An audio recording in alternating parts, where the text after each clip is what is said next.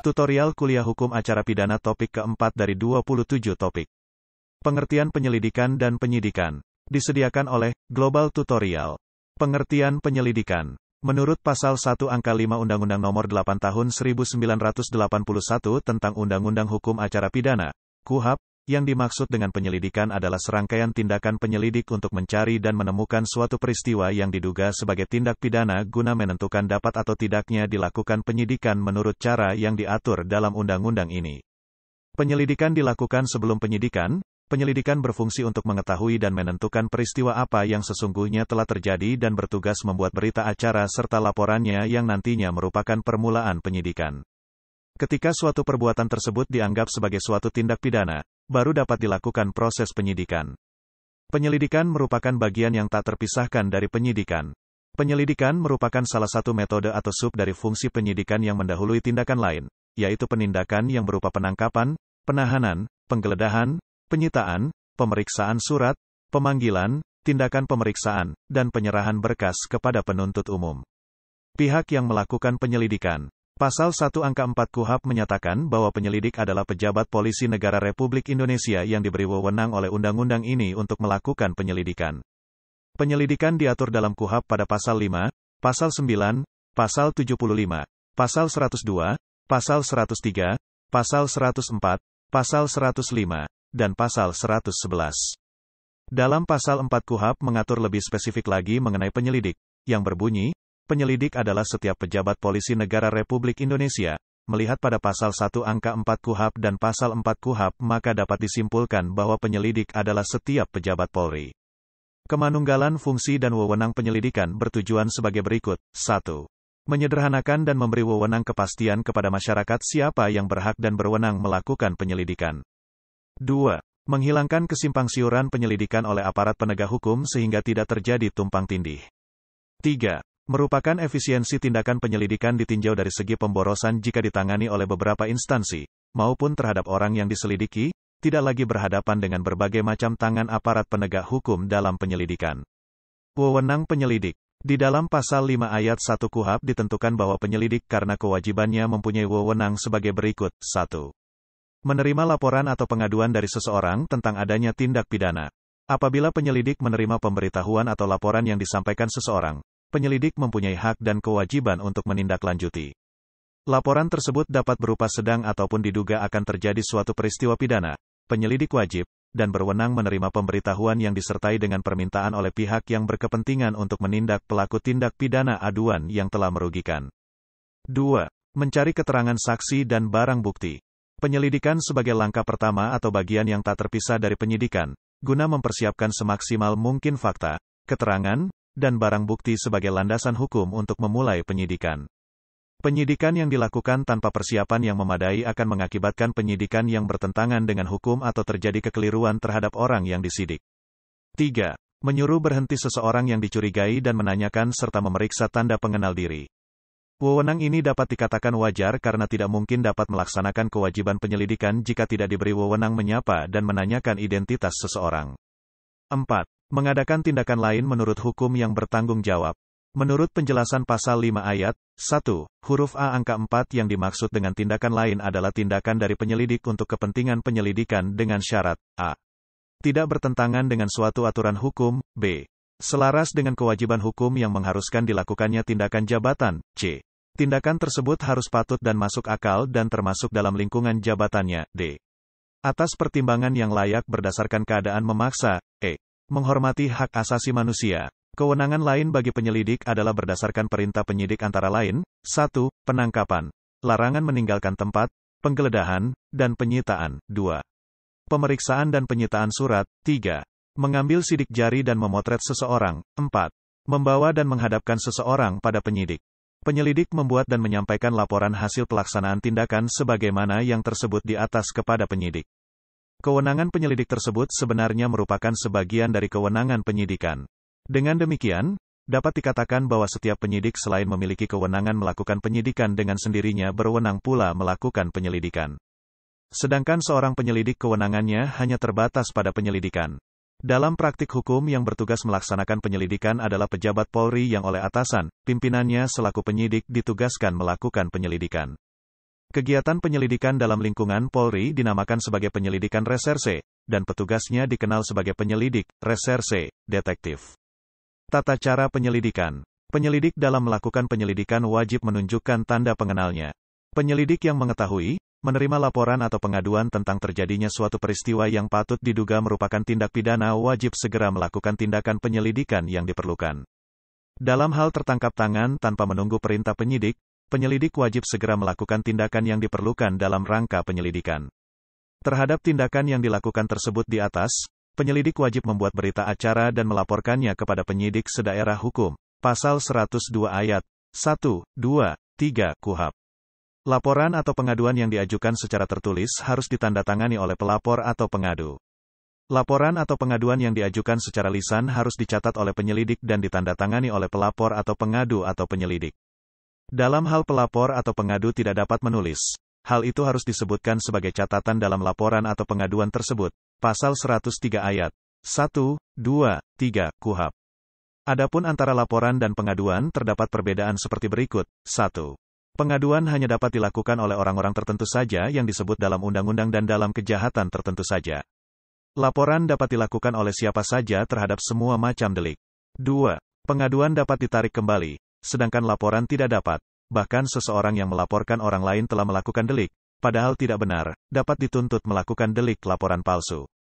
3. Pengaduan mempunyai jangka waktu tertentu untuk mengajukan, pasal 74 KUHP, sedangkan laporan dapat dilakukan setiap waktu. 4. Pengaduan berisi bukan saja laporan, tetapi juga permintaan supaya yang melakukan tindak pidana dituntut. Dalam melaksanakan tugas penyelidikan, penyelidik wajib menunjukkan tanda pengenalnya, pasal 105. Penyelidik dikoordinasi, diawasi, dan diberi petunjuk oleh penyidik. Dalam melaksanakan tugas penyelidikan, penyelidik dikoordinasi, diawasi, dan diberi petunjuk oleh penyidik pejabat Polisi Negara Republik Indonesia, pasal 106 KUHP. Dari hal-hal tersebut di atas, dapat dikatakan bahwa penyelidik adalah polisi terdepan atau paling utama yang ditugaskan untuk melakukan tugas mengungkapkan suatu tindak pidana. Dalam KUHP tidak ditentukan pangkat dari polisi yang bertugas melakukan penyelidikan. Tetapi dari ketentuan di atas dan ketentuan Peraturan Pemerintah Nomor 127 Tahun 1983 Pasal 2, dapat diambil patokan bahwa penyelidik adalah polisi yang berpangkat di bawah pembantu letnan 2 melainkan hanya berpangkat bintara, maka penyelidik adalah berpangkat di bawah bintara. Penyelidikan dalam hukum acara pidana dibagi dalam 4 tahap yaitu, 1. Tahap penyelidikan yang dilakukan oleh polisi negara, 2. Tahap penuntutan yang dilakukan oleh jaksa atau penuntut umum, 3. Tahap pemeriksaan di depan sidang pengadilan oleh jaksa, 4. Tahap pelaksanaan putusan pengadilan oleh jaksa dan lembaga pemasyarakatan di bawah pengawasan ketua pengadilan yang bersangkutan. Berdasarkan tahap tersebut, penyelidikan merupakan suatu proses atau langkah awal yang menentukan dari keseluruhan proses penyelesaian tindak pidana yang perlu diselidiki dan diusut secara tuntas. Upaya untuk menyelidiki dan mengusut tindak pidana secara konkret dapat dikatakan penyelidikan dinilai sesudah terjadinya tindak pidana untuk mendapatkan keterangan-keterangan tentang 1.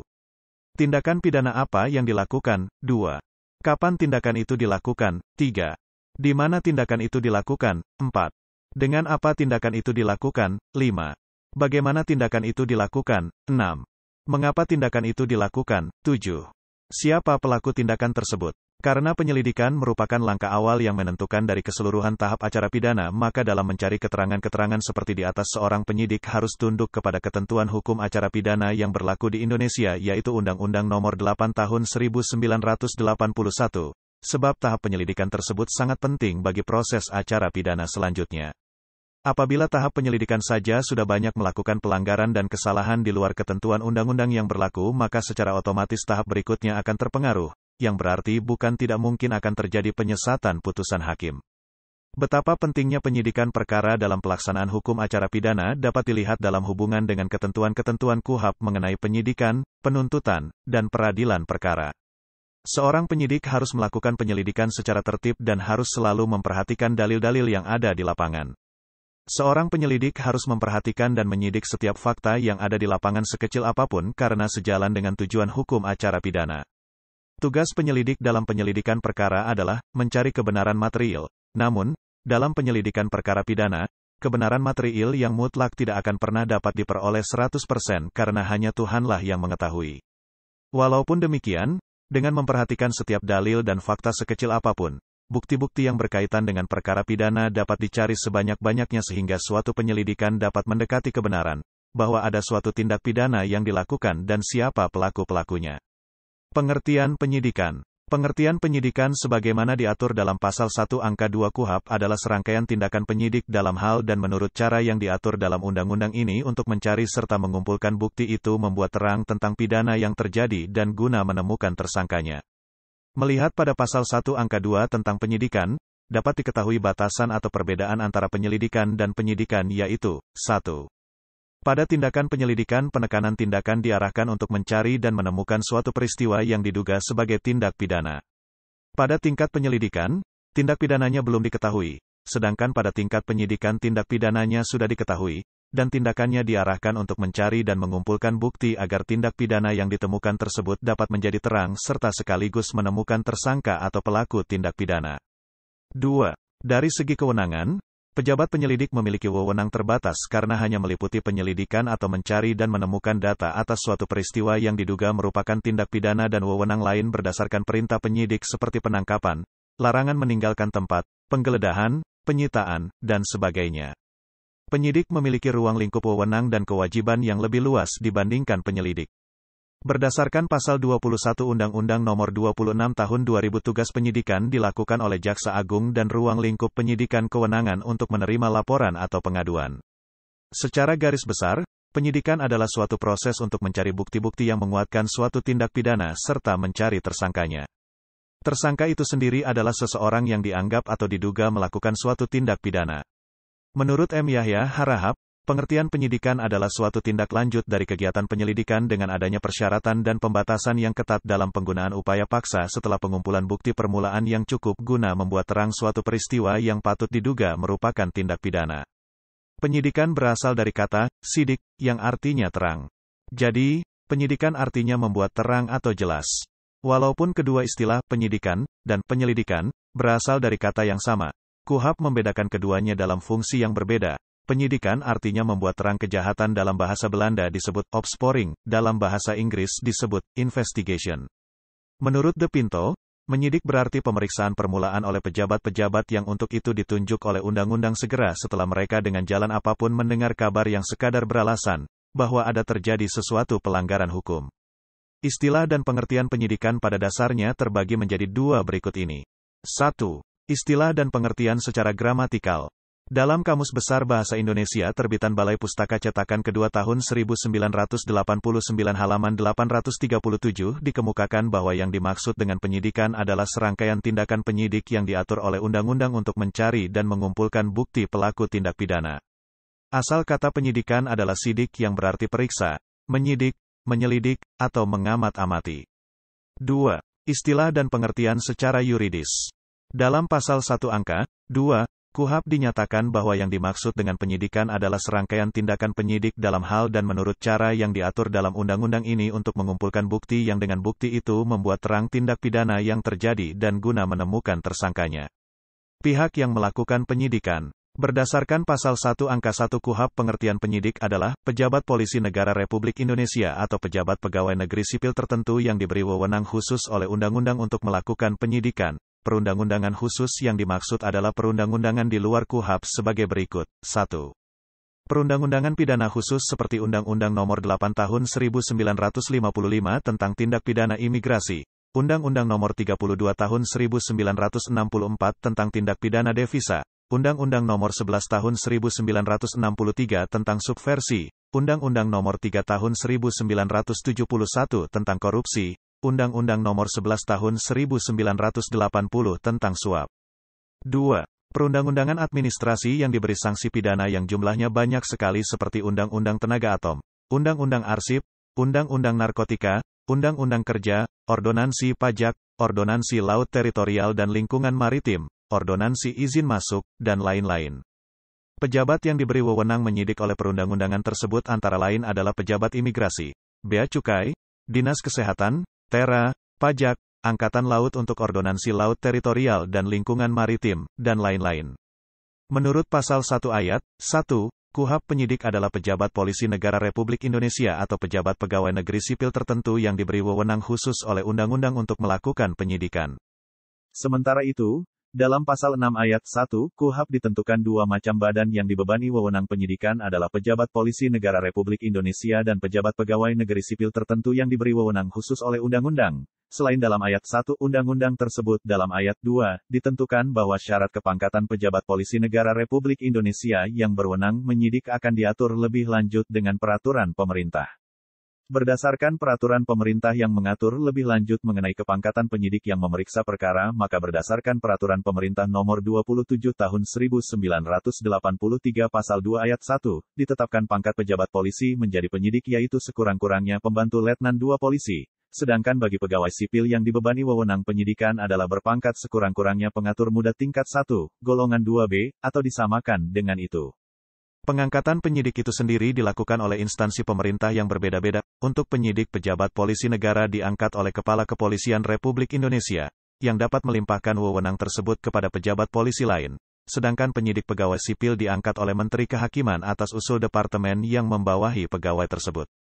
Wewenang pengangkatan tersebut dapat dilimpahkan pula oleh Menteri Kehakiman, dan sebelum Menteri Kehakiman mengangkat penyidik terlebih dahulu meminta pertimbangan Jaksa Agung dan Kepala Kepolisian Republik Indonesia. Selain terdapat penyidik seperti yang telah dijelaskan di atas, berdasarkan Pasal 10 KUHP terdapat pula penyidik pembantu. Penyidik pembantu berdasarkan Pasal 10 Ayat 1 KUHP adalah pejabat kepolisian negara Republik Indonesia yang diangkat oleh Kepala Kepolisian Negara Republik Indonesia. Berdasarkan syarat kepangkatan dalam Ayat 2, pasal ini disebutkan bahwa syarat kepangkatan diatur dengan peraturan pemerintah. Peraturan pemerintah yang dimaksud adalah PP Nomor 3 Tahun 1983 yaitu pada Pasal 3 yang memuat bahwa yang disebut penyidik pembantu adalah pejabat polisi Republik Indonesia yang berpangkat Sersan II dan pejabat pegawai negeri sipil tertentu dalam lingkungan kepolisian negara yang diangkat oleh Kepala Kepolisian Negara atas usul komandan atau pimpinan kesatuan masing-masing. Pekerjaan polisi sebagai penyidik dapat dikatakan berlaku seantero dunia. Kekuasaan dan wewenang, power and authority, polisi sebagai penyidik sangatlah penting dan sulit. Di Indonesia sendiri penyidik sangatlah penting peranannya karena polisi memonopoli penyidikan hukum pidana umum, KUHP, yang berbeda dengan negara-negara lainnya dan hal ini dapat terjadi karena masyarakat Indonesia adalah masyarakat majemuk yang mempunyai adat istiadat yang berbeda. Wewenang penyidik. Berdasarkan pengertian penyidikan menurut Pasal 1 Ayat 2 KUHP maka tugas pokok dari seorang penyidik adalah untuk mencari serta mengumpulkan bukti yang dengan bukti itu membuat terang tentang tindak pidana yang terjadi dan guna menemukan tersangkanya. Wewenang polisi untuk menyidik meliputi kebijaksanaan polisi, politebelate, polis directory, sangat sulit dengan membuat pertimbangan tindakan apa yang akan diambil dalam saat yang sangat singkat pada penanggapan pertama suatu delik. Wewenang penyidik Polri dan pegawai negeri sipil berbeda. Tugas dan wewenang penyidik Polri antara lain. Pasal 7 Ayat 1 KUHP. 1. Menerima laporan atau pengaduan dari seorang tentang adanya tindak pidana. 2. Melakukan tindakan pertama pada saat di tempat kejadian. 3. Menyuruh berhenti seorang tersangka dan memeriksa tanda pengenal diri tersangka. 4. Melakukan penangkapan, penahanan, penggeledahan, dan penyitaan. 5. Melakukan pemeriksaan dan penyitaan surat. 6. Mengambil sidik jari dan memotret seseorang. 7. Memanggil orang untuk didengar dan diperiksa sebagai tersangka atau saksi. 8. Mendatangkan ahli yang diperlukan dalam hubungannya dengan pemeriksaan perkara. 9. Mengadakan penghentian penyidikan. 10.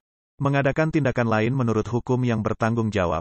Penyidik sebagaimana dimaksud dalam Pasal 6 Ayat 1. Huruf B KUHP mempunyai wewenang sesuai dengan undang-undang yang menjadi dasar hukumnya masing-masing dalam pelaksanaan tugasnya berada di bawah koordinasi dan pengawasan penyidik tersebut dalam Pasal 6 Ayat 1. Huruf A KUHP. Dalam melakukan tugasnya sebagaimana dimaksud dalam Ayat 1 dan Ayat 2, penyidik wajib menjunjung tinggi hukum yang berlaku. Wewenang penyidik pegawai negeri sipil tertentu mempunyai wewenang sesuai dengan undang-undang hukumnya masing-masing dan dalam pelaksanaan tugasnya berada di bawah koordinasi dan pengawasan penyidik Polri. Pasal 7 Ayat 2 KUHP.